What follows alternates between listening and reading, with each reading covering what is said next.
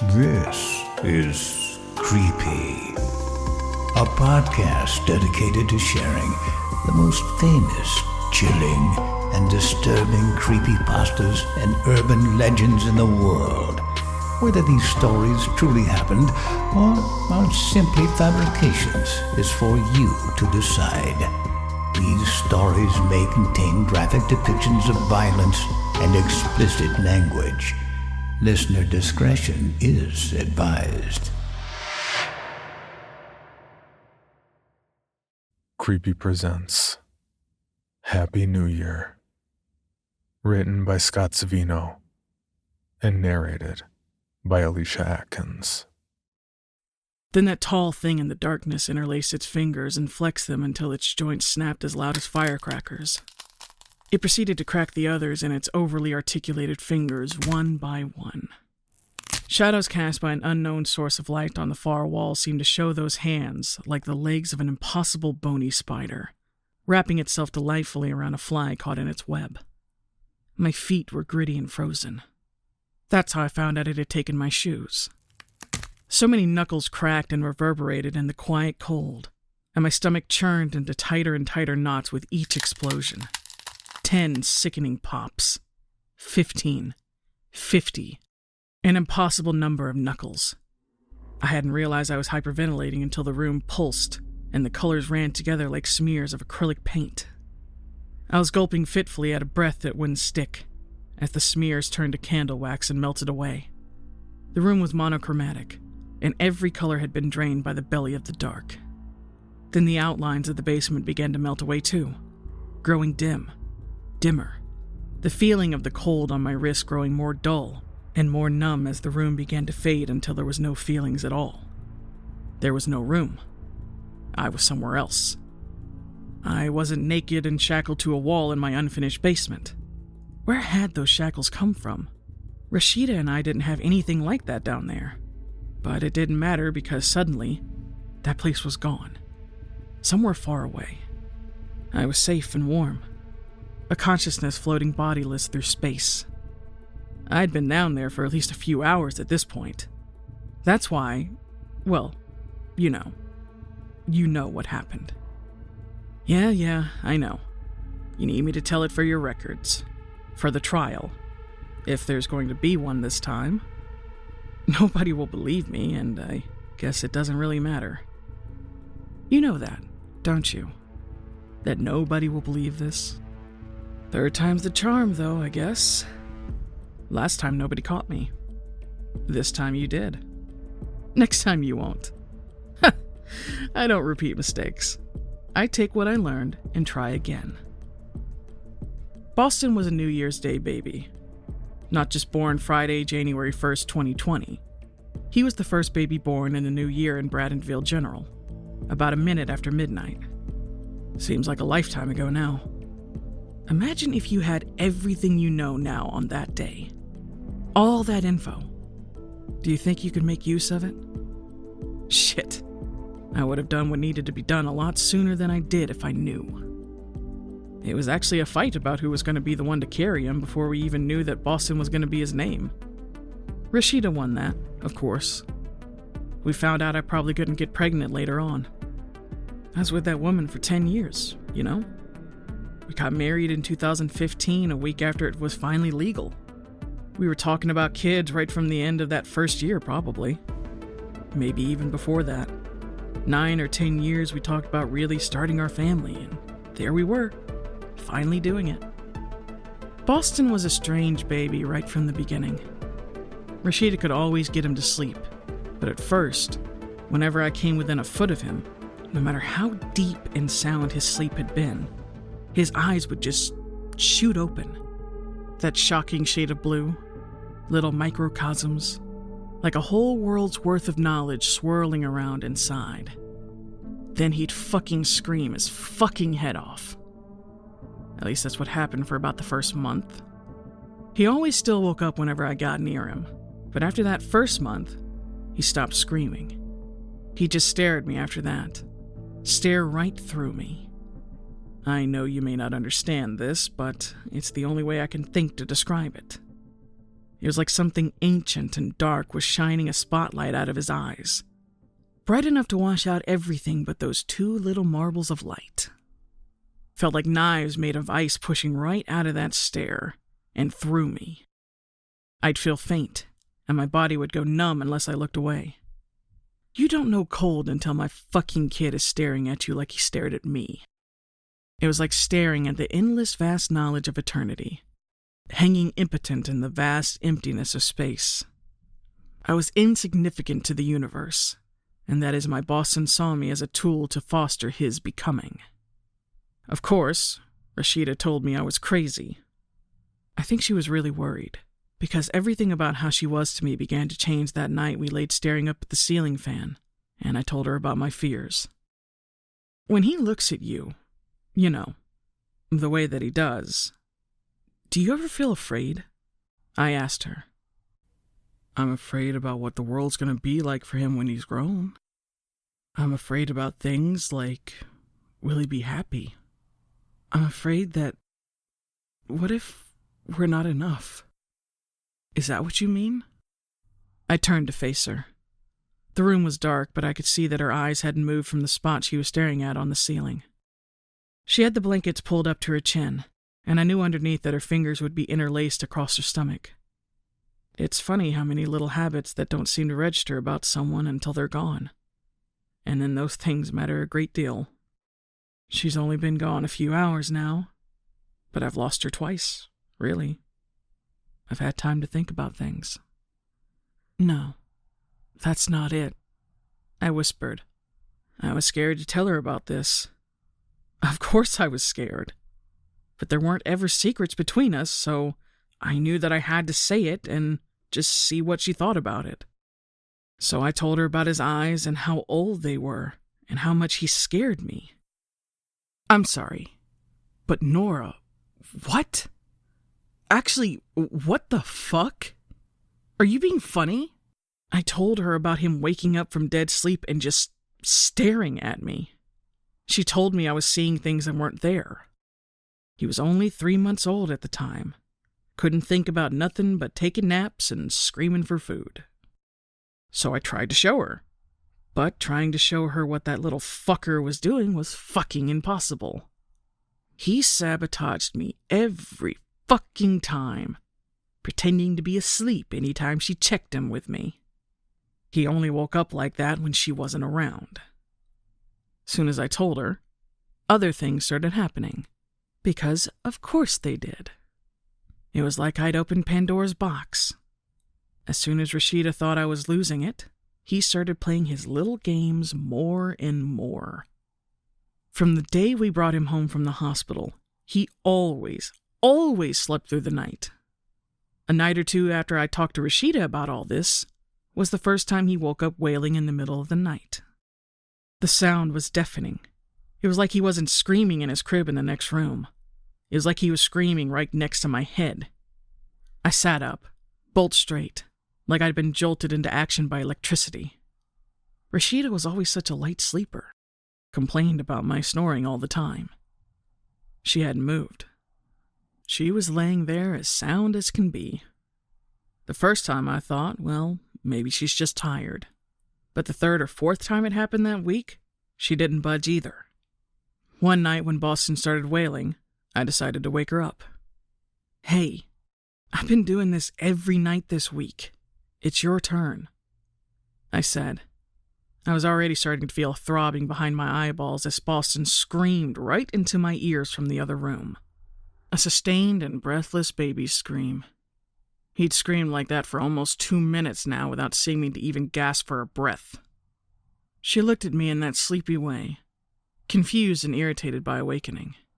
Go take care of the baby, I told her, and without thinking about it for too long, she begrudgingly got out of bed, slipped on her robe from the back of the closet door and trudged out of the room. She was back a moment later, now fully awake and fully enraged. Why? She asked. He's sound asleep. Why did you wake me up?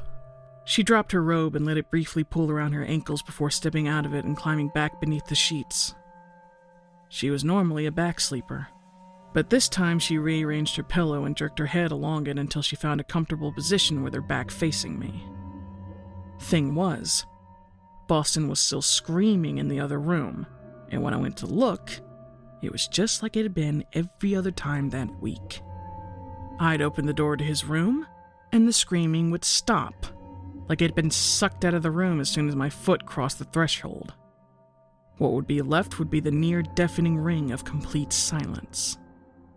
And that's when I'd go to the side of his crib and look inside, and he'd just be staring up at me and not moving, not even breathing. He was like a little dead corpse staring out from behind those icy blue irises, and I could feel them cutting into me like 100 icicled javelins. After that, he stopped doing it every night. It became something I would go to bed expecting, and it wouldn't happen for a few nights. And I'd let my guard down and start to think that maybe I was imagining all of this, that I was being silly.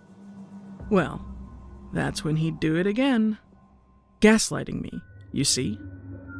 Making me think maybe I was the crazy one. Sometimes a week of restful sleep, and sometimes just 2 or 3 days. This whole time he was waking up and screaming only for me. Rashida couldn't hear him, and that's why she'd slept through it all the nights before.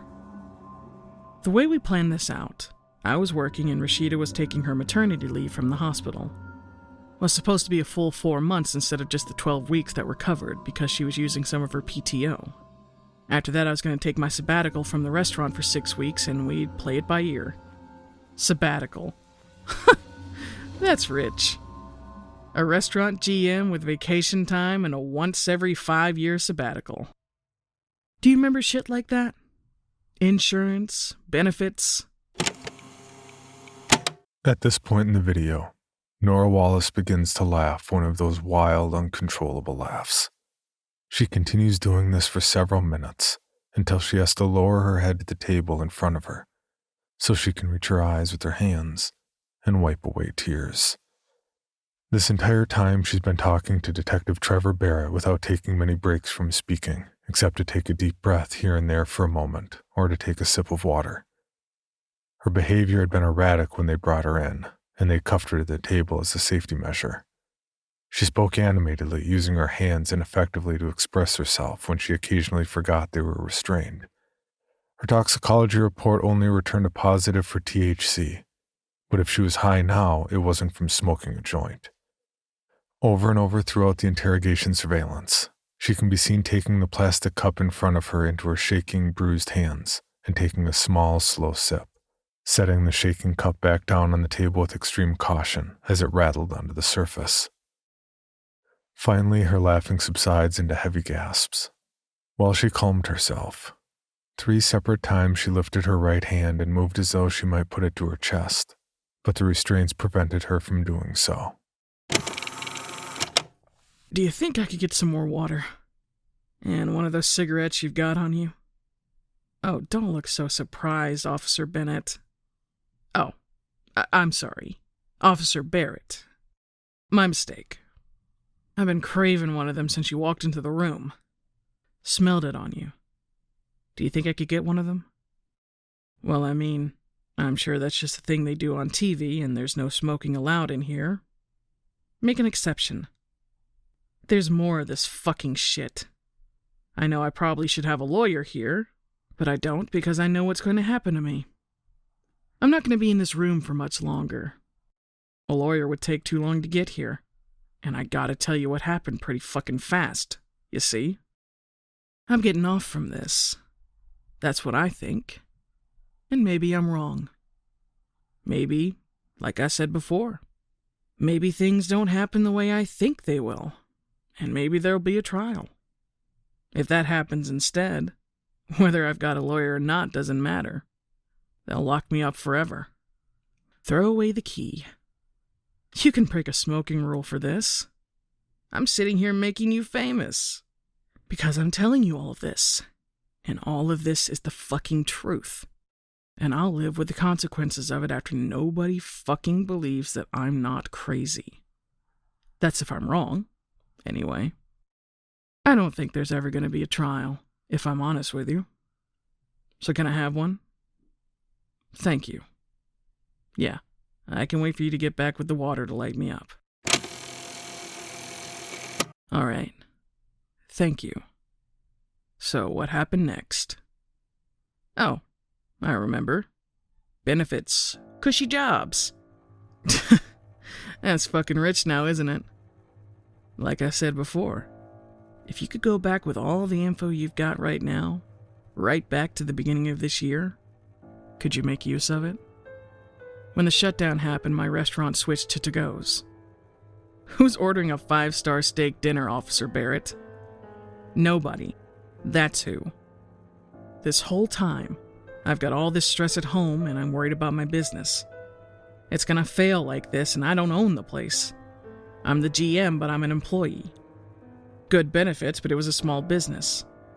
Those guys own like 6 restaurants and they're not chains. They're all different. Ours was the only one not seeing any traffic. They start talking about laying me and my whole management team off for a little bit, having us go on unemployment and wait this out. But before they get a chance to make a final decision about that, about 3 or 4 weeks into trying to keep the place open and running, well, that's when my wife comes to me and says she'd like it if I moved into the guest room downstairs. She says I'm acting real strange these past few months and she doesn't know if she wants to keep being married. 10 fucking years. And suddenly she doesn't know if she wants to keep being married? That's insane. I'm fine. I was fine. So I mean, everyone should have understood I was in the middle of going through some shit. I should have kept that job. My baby's some kind of horrible nether beast from the galaxy of hell, and my wife wants me to move downstairs so she doesn't have to occupy the same space as me because she thinks I've lost my mind. So when the owner, Tom, comes in and starts asking me about the numbers, I lost it. What is happening here? All of the other restaurants are making all their bills fine.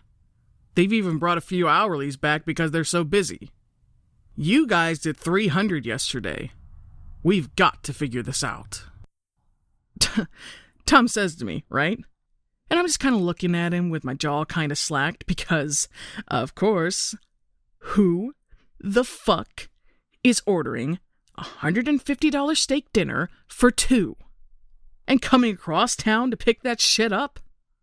Who is coming all the way across town to pick up lukewarm Wagyu fillets that have been sitting ready and waiting for 10 minutes, then taking that steak across town to their house to eat it cold?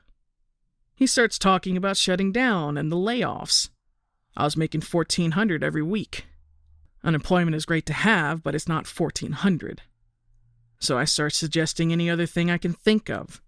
And I'm trying to think of solutions, but the only thoughts I've got is my fucking demon child waking me up. Even downstairs now, he sounds like he's fucking screaming directly in my skull. I'm thinking about how my wife made me move downstairs. What comes out of my mouth is, we could run a deal, advertise, or maybe cut back on some of the expenses. Like, for instance, little things here and there. The water usage for the landscaping, stuff like that. I said, you'll have what happens next in my record. The previous arrest. You want to kill my fucking trees outside? The flowers? Do you have any idea how much the landscaping here cost? That big pine tree out front? That had to be brought in on a crane. Fully grown. You're talking about saving a couple $100 a month and killing my goddamn trees? Jesus fucking Christ, Nora. Why don't I just take $20,000 out of my checking account and light it on fire? That's when I punched him right in his face. Right in his nose. We're both sitting in the office in a couple of rolling chairs having this discussion, and I didn't even stand up. I just slugged him right in his nose, and his chair rocked back like it was going to flip him out of it. He just looked at me in shock for a moment, so I hit him again. I don't really remember much after that second punch because I was seeing pure red. I didn't quit until Chef Michael pulled me off of him. Rashida bailed me out after a few hours. My life was unraveling, and they were so flip about it they called me the next morning and fired me over the phone. Only it wasn't Tom that called me. It was his husband, John. I should have known, really. Lesbians and gays are like cats and dogs. We don't really get along, but if we're in the same house, we'll tolerate each other. I should have known before I ever started working for them that it was going to come around to bite me. After that, Rashida went back to work at her security job at the hospital, and things began to get a lot worse. She'd work overnight, and I'd climb into the bed we used to share and cry myself to sleep. Then the baby would start screaming, and I'd wake up. This had been going on for months pretty regularly, of course, but when Rashida went back to work, the little monster started ramping things up, making a whole stage production out of it. We never closed the door to the nursery before, but I started to after he started doing that theatrical shit. I was over it. I'd wake up to him screaming like usual. Whether I was in my bed or hers, it didn't matter. I'd find myself in the hallway upstairs, and the floor would be swirling with mist. A slow pulsing redness illuminating it like if some kind of deadly toxin rolling across the upstairs carpet. I'd look in on Boston, and he'd stop crying as I entered the room. His eyes would cut into me, like I was burning up and freezing at once, and his whole body would be pulsing with red light, like a heartbeat. It kept getting worse. One time he got the furnace going. Oh yeah, I don't know how, but he did. It's the middle of the summer, he's screaming bloody murder, and the house is 100 degrees. Sometimes he'd make the phones ring. Sometimes he still did that even after I unplugged all of them and turned off my cell phone too. I'd wake up and the call would be from unknown, and I'd go to answer it. But as soon as I swiped accept, the screen would go right to black, because I'd left the phone off.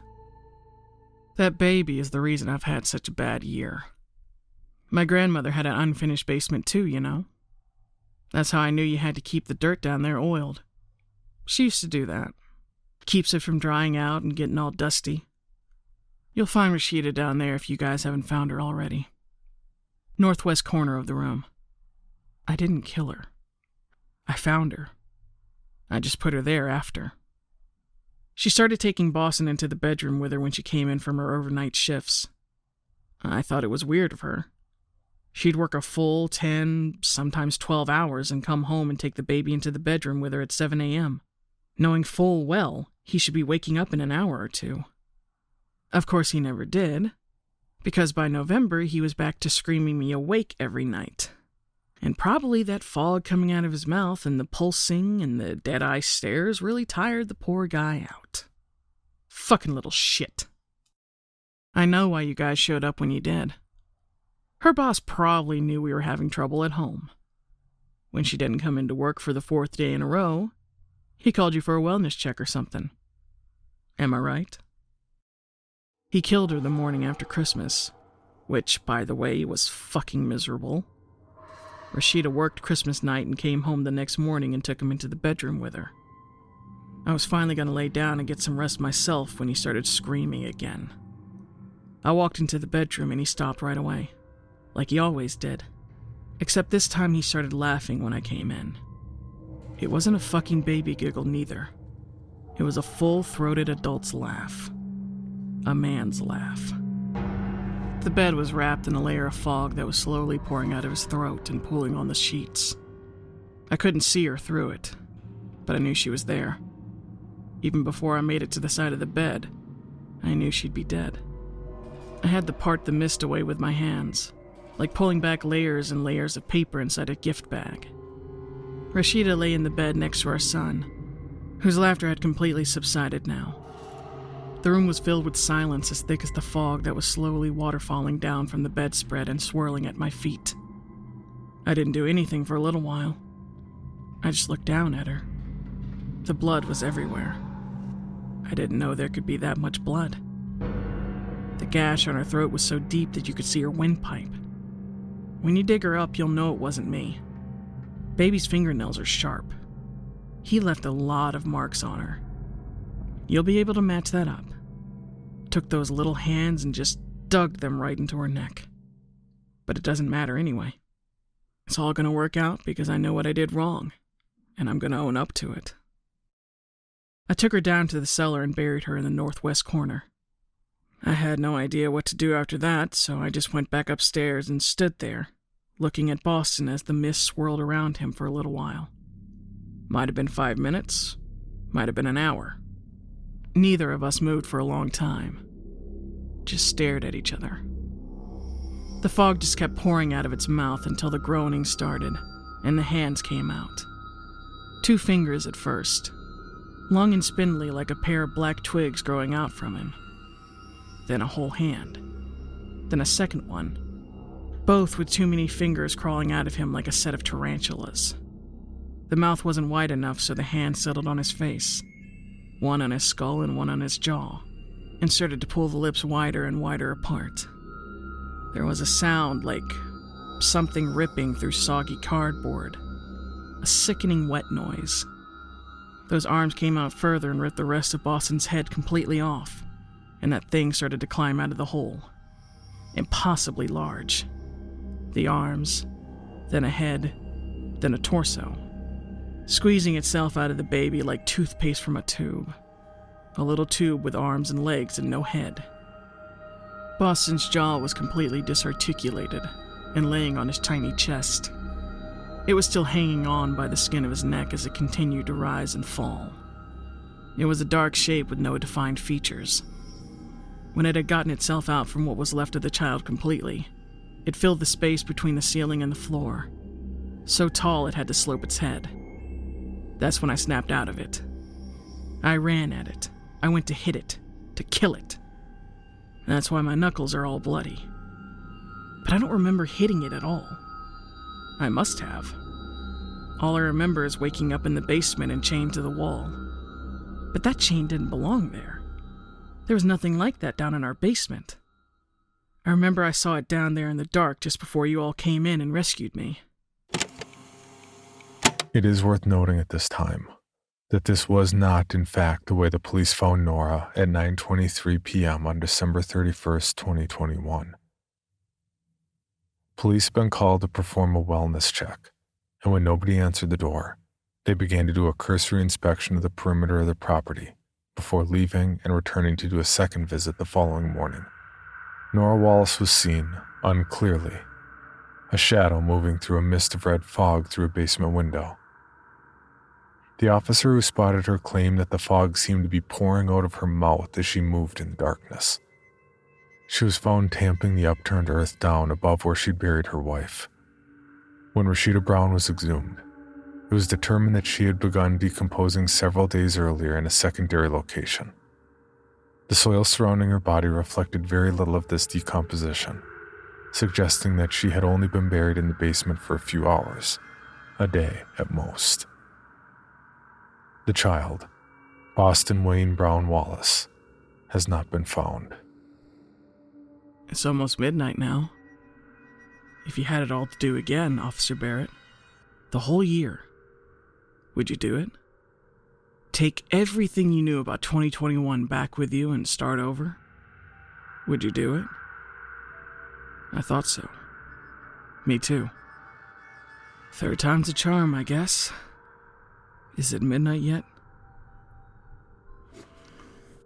Nora Wallace stops suddenly. A shocked look crosses her face and she begins to smile. She slowly lays her head down on the table and her mouth yawns open. A red mist begins pouring out from her, and like a cautious animal, it slowly moves around the room until the floor is pooling with fog. The red light seems to pulse from her chest, seems to pulse through the fog as though it's something that has come to life. Officer Barrett looks terrified, but he can't take his eyes away from her, and he can't move. The fog reaches the table and slowly covers Nora. Every officer watching this through the two-way glass is understandably shocked, and nobody moves until finally, someone does. He moves so quickly. It's as though he's been spurred into action by the starting gun of a race. He throws the door of the interrogation room open, and the fog drifts slowly out. When it's cleared, Nora Wallace is gone. The shackles that bound her to the table lay empty. The tape ends.